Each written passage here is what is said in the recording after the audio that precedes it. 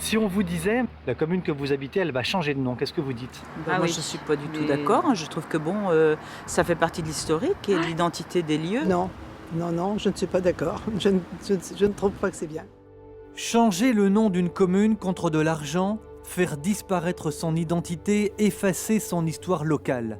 Comment l'État veut faire d'une commune un exemple?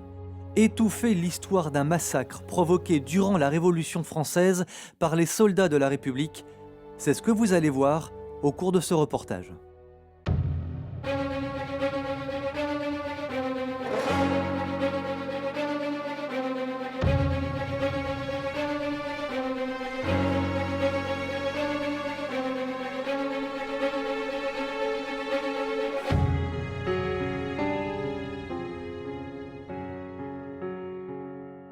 Le changement de tout est une idéologie clairement révolutionnaire, chère à bon nombre de politiques. Et sur le thème « On efface tout et on recommence », il y a une petite nouveauté.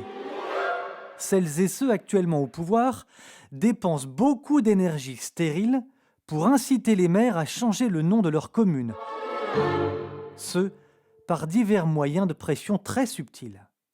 Ce projet est très ancien, mais il ressort des cartons. Si les noms des villes commençant par Saint provoquent une crise d'urticaire chez certains parce qu'il s'y trouve une référence religieuse, référence à laquelle il va falloir rapidement s'attaquer, bon courage messieurs, la France en est infestée de noms de saints, il existe des communes dont il convient de faire disparaître le passé en les fusionnant entre elles.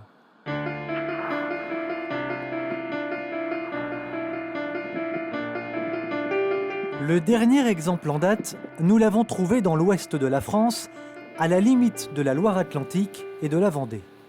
D'un côté, la Chapelle-Basse-Mer, 5300 habitants.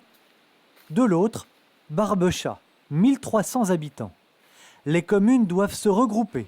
Et parmi les noms proposés de la nouvelle commune, Divatte-sur-Loire. Pour l'explication de texte, nous nous sommes enfoncés dans la forêt avec un des habitants natifs de la région. Alors ici, nous sommes dans ce qui est le ruisseau de la Divatte. Mais en fait, ce ruisseau est sec 6 mois sur 12. Donc c'est une rivière qui n'existe pas 6 mois sur 12. Donc, on veut donner à la future commune le nom d'une rivière. Qui n'existe pas. Clairement, on n'a pas peur du ridicule. Cette question de la fusion de ces deux communes et d'un changement de nom à venir est justifiée par les deux mairies. Si au 1er janvier 2016, le regroupement n'est pas réalisé, l'État versera moins de dotations, autrement dit, moins d'argent. ils ont à nous dire que pour pas perdre les dotations ou pour qu'elles n'évoluent, enfin pour surtout pas qu'elles baissent, il faudrait qu'on s'unisse. Alors bon, de toute façon, nous on n'a pas eu trop le choix, hein, on nous a imposé ça. Hein. Donc c'est la carotte de l'argent, quoi. Oui, c'est la carotte de l'argent, oui. La carotte de l'argent, c'est ce qui revient le plus souvent dans l'argumentaire des inconditionnels de la fusion à tout prix. Plus on est gros, argumente-t-on, et plus l'État verse de dotations. Quand on voit l'hystérie mondialiste imposée au peuple, la disparition programmée des États, quand on sait que les politiques sont les champions du monde des promesses non tenues, pour ne pas dire des mensonges, cet argument de la fusion contre argent est par les temps qui courent presque risible. Les politiques s'appuient sur une réalité du moment pour appâter les maires et les élus. Actuellement en mal d'argent, certains maires sont prêts à toutes les concessions pour récupérer quelques moyens financiers pour leur commune. Ont-ils réfléchi une seconde quant aux intentions réelles de nos dirigeants? Bruno Martin est un élu de l'opposition. Notre but, si vous voulez, au niveau de ce regroupement, parce que j'aime pas trop le terme fusion, ce regroupement, c'est de trouver un juste partage des ressources entre les populations de Barbechat et de la Chapelle. Voilà. Mais aussi de garder la main sur les investissements à venir. Ce que je trouve, moi, avec le fonctionnement de la CCLD actuellement, c'est que les investissements ils sont souvent décidés de façon discrétionnaire. La population n'est pas du tout consultée. Alors on crée une zone d'activité qui fait 60 hectares. C'est énorme et on consulte personne pour le faire, ça.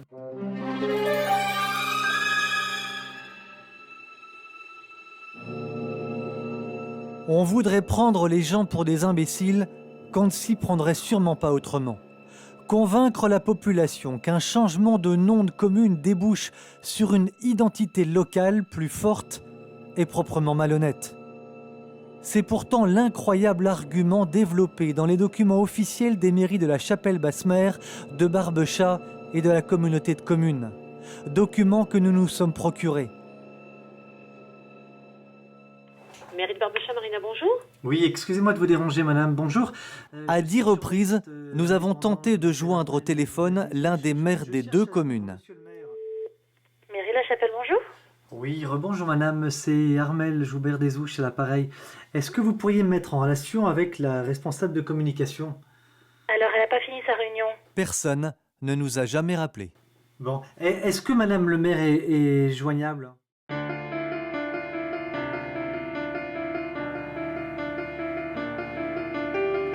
Pour Reynald Secher, enfant du pays bien connu, historien et politologue, auteur de nombreux ouvrages à succès. Derrière ce projet de regroupement de communes, derrière ce changement banal apparemment de nom, il y a en haut lieu une volonté sournoise. Celle d'effacer un horrible passé. En 1794, nous sommes en pleine Révolution française. Alors que les soldats de la République, sur ordre officiel, mettent à feu et à sang la Vendée et la Loire-Atlantique, on en profite pour massacrer, parce qu'ils sont catholiques, près de 800 personnes dans le village de la Chapelle-Basse-Mer. On a massacré massivement sa population. Sous la Révolution française, on a massacré 800 habitants sur 3250 parce qu'ils avaient fait le choix de la Vendée. On les a tués non pas pour ce qu'ils avaient fait, mais pour ce qu'ils étaient, c'est-à-dire des Vendéens. Et on a massacré prioritairement les femmes, les enfants et les vieillards. Et on a continué ce massacre par le fait qu'à la Chapelle-Basse-Mer, en 14-18, il y a eu plus de 100 habitants jeunes, entre 18 et 30 ans, qui sont morts durant la Première Guerre mondiale. Donc, qu'est-ce qui reste à cette communauté? Puisqu'elle n'a plus de racines historiques globales, à la fois bretonne, mais aussi vendéenne, il ne lui restait que son nom. Et là, on lui arrache son nom.